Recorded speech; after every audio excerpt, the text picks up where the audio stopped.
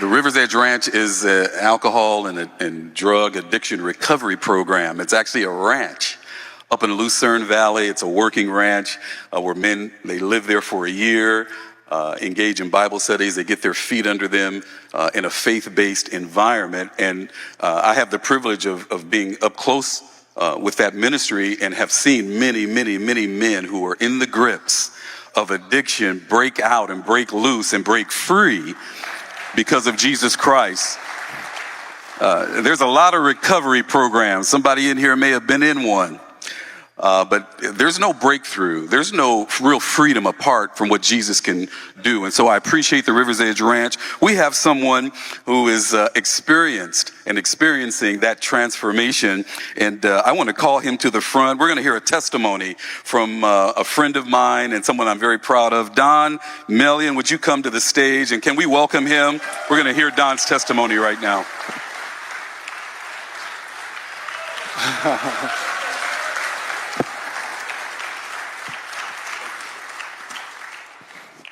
All right, my name is Donald Mellion. I'm 52 years old, and I'm a rancher at River's Edge Ranch.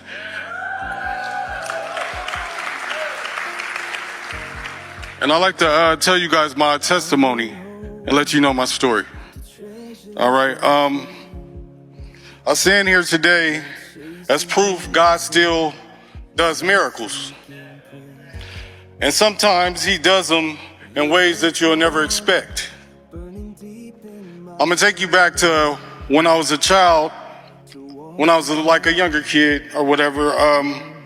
Still a kid, not playing, but when I was younger, I had spinal meningitis, very bad, and I was in the hospital, and every day I would have to get shots in my spine, and I was like in extreme pain every day, and at one point the doctors told my mom, they were like, just take him home.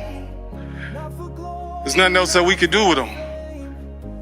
I don't know if you know, like, as a kid, to hear that, you know what I mean? Like, that puts you in a weird space. And it messes with your confidence. And, I mean, I remember the ride home. Everything was dark, in pain. And as we pulled up to my house, I seen a man standing across the street, had on a suit, and the man was just looking at me, and I'm staring out the back window. I get out the car, the man is just right there. He asked my mom, he was like, "It's okay if I pray for him?" At the time, we were Jehovah's Witnesses, so that was kind of weird. And I said, "Yeah, I don't mind." And the man came up to me, and he put holy oil on his fingers. And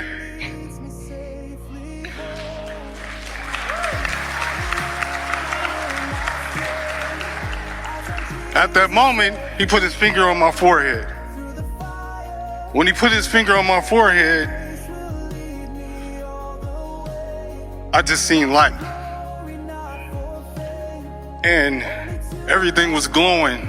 I felt a surge of energy through my body.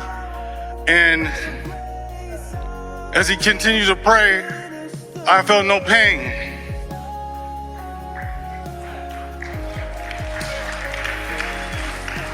And when he was done, he said, "He's all right. He's gonna be okay." My mom just looked confused, and she was like, "What? How do you feel?" I was like, "I feel good." She takes me back to the hospital, and they say, "I don't know what happened, but he doesn't have it anymore."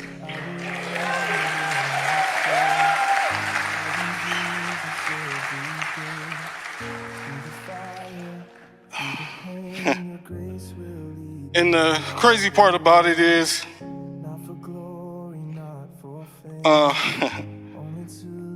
at that time, you think that after getting healed and going through a miracle, that I would be at church all the time. But after that, I pretty much ran from church. Miracles don't automatically make you a saint. I grew up in a family of alcoholics, and I joined the cycle instead of breaking it. I drank, I hurt, I lived depressed, unloved. I never had a godly male to show me what God was, how to conduct myself in the right kind of way. And we're here in a place full of men, and your impact does impact children, and it does help send them in the right direction.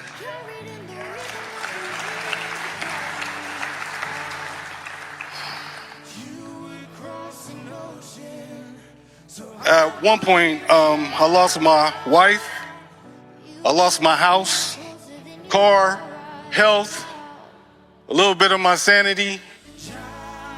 I lost my will to live. I was suicidal at that time. And I heard people say rock bottom. I never knew what rock bottom was until that moment. And that time, my family didn't want to have nothing to do with me. I couldn't call anybody. And, I don't blame them. I didn't want to do it myself at that time. And I just remember one number, and it was my ex-wife's number.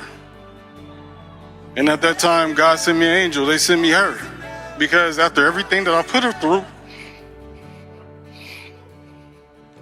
she helped me. And still seeing in her heart, she showed me godly love. She's here right now. That's her.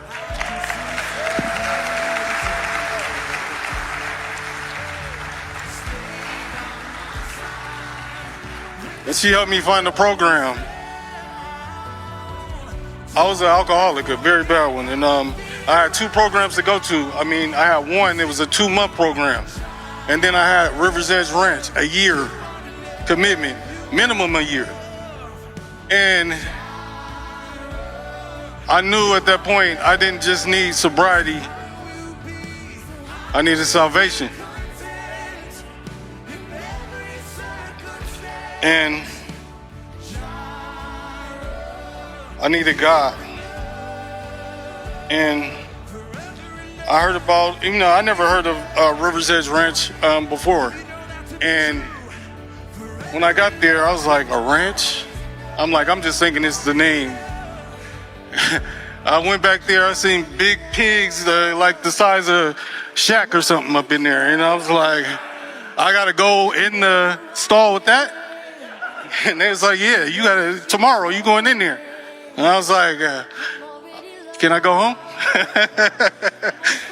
And it's like the ranch is sort of like, if you guys seen the movie Karate Kid, it's like they had me digging holes and doing all kind of stuff that I never did before. And everything that I done, I was just like, I'm doing a lot of chores, but not knowing that, like on Karate Kid, when he was doing all the chores, he's getting trained to be a fighter.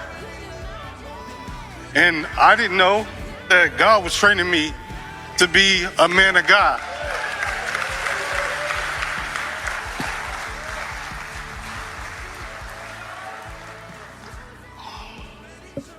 I gotta thank Doug from the ranch. He's the CEO. And this man, I had high blood pressure, diabetes. He came to the ranch just to see me, and he told me everything about diabetes, how to diet, what to eat, gave me a monitor. And 2 weeks ago, I went to the doctor, and they were like, you no longer have diabetes. Sound familiar, right?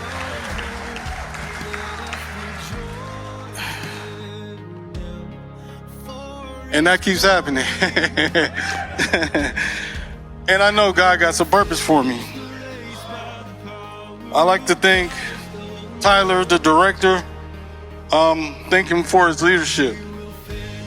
I like to thank Ron, Casey, and Troy, and one of my mentors, Ernie. And thank them for pushing me and guiding me and disciplining me when I needed discipline. I'd like to thank the Water of Life, Pastor Dan, Pastor Shane, and Brother Jerry Musgrove. Thank you. Thank you for believing in broken men like me. Thank the men at the ranch. Thank you for supporting me at all times and being there with me. When I walked into the ranch, I was suicidal, addicted, hopeless. Today I'm sober, healthy, full of purpose, full of God's Spirit. I prayed to God and I asked him, I said, let me be your biggest transformation at the ranch. And I believe he will. Paul said in 2 Timothy 4:7, I have fought the good fight and I have finished the race. I have kept the faith. That's the message of the conference. Real men stay in the race. Let me tell you, I wouldn't be in the race if it wasn't for the ranch. I would have been an obituary or a headline. Now I'm a walking testimony.